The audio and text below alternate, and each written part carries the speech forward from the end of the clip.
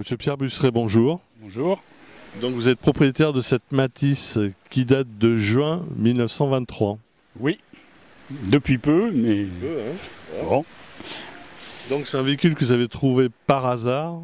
Oui, et que je suis allé chercher en Belgique entre deux périodes interdites de sortir des 10 km et autres à la fin de l'année 2020. Donc parce que vous cherchez ce type de véhicule, une Matisse. J'en avais déjà une, j'en ai une autre Matisse, du même modèle, un type P, mais pas de la même carrosserie. Et effectivement, elle me plaise bien, que je commence à en connaître pas mal la mécanique. Donc bon, je commence à avoir pas mal de pièces aussi. Alors, sur ce véhicule, qu'est-ce que vous avez fait comme réparation? Parce qu'au début, je crois qu'elle n'était pas roulante. Alors, elle était pas vraiment roulante. Elle démarrait, elle tournait, mais elle n'avait aucune puissance. On ne pouvait pas monter le moindre petite chose sans qu'elle s'arrête. Donc, j'ai cherché les causes possibles. Je me suis fait aider par le club Matisse, qui connaissent bien cette voiture. Il y en a une personne référente au club Matisse qui les connaît parfaitement, qui est un ancien mécanicien et qui m'a donné des bons conseils. Et finalement, qu'est-ce que c'était? Alors finalement, c'était le calage de l'arbre à cames qui n'était pas bon. Il était décalé d'une dent. Ce qui fait qu'à mon avis, elle n'a jamais roulé comme il faut. Pas possible. Tournée sur 3 pattes? Non, non, non. Elle tournait, elle démarrait, elle tournait au ralenti. Elle pouvait faire un petit peu de plat, mais c'est tout. Elle ne pouvait rien faire d'autre. Alors en Belgique, elle n'avait pas beaucoup de côtes à monter. Pays plat, s'il en est. Ouais.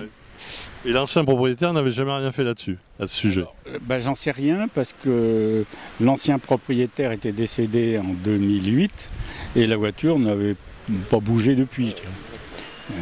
Son frère l'avait rapatriée et puis c'est tout. Donc vous avez trouvé la cause de cette manque de puissance? Oui. Donc, une cause possible, vraisemblable. Donc, je me suis lancé dans la mécanique, sortir la transmission, sortir